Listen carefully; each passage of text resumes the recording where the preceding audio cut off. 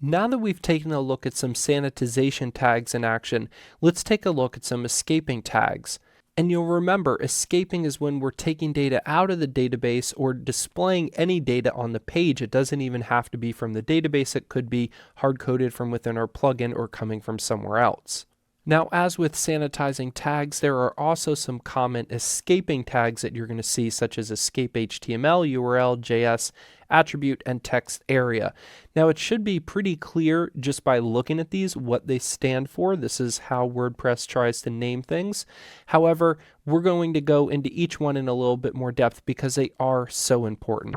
So coming into my index.php file for this exercise, you can see I still have all my sanitization stuff from above, and now I have the escaping tags below. And the reason for this is just so that we could compare them side by side and see how some of them are similar or different from each other.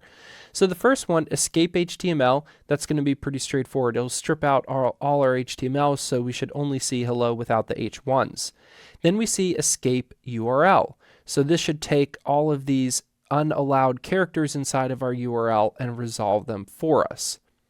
Now, next one down is escape.js. So if we have some JavaScript that we do not want to actually run, but we want to demonstrate, then this would prevent it from executing. And I'll show you in a moment when we look at all these on the front end, how if we remove this, it would actually execute our JavaScript. So we have it in between two script tags here.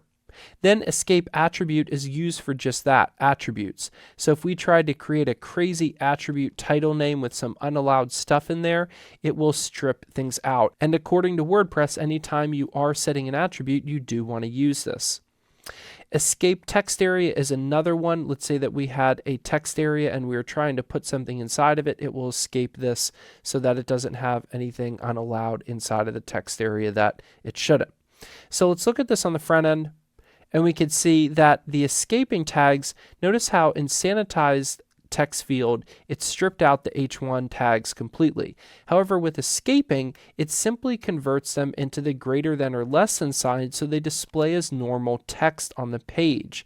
So this will take HTML that would normally execute and convert it into something that is escaped. Next, we have the escape URL, and notice that where we had a space, it's now %20, which is the default representation in a URL of a space, and also those greater than and less than signs were stripped out as well. Now our escape.js is doing nothing, but if we were to come back to our code here and remove all of this PHP escaping and simply have some JavaScript here, when we load our page, that JavaScript would execute.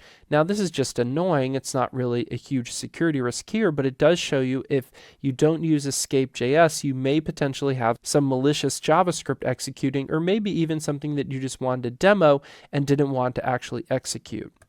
So with JavaScript inline, we definitely always want to escape.js. Finally, if we come down into our escape attribute, and we inspect this, we could see that is a crazy name we would probably not want, but it does work and it is escaped there. So we could test that by coming into our escape attribute, and if we just tried to pass all this as a title without the PHP there to help us, let's see what happens.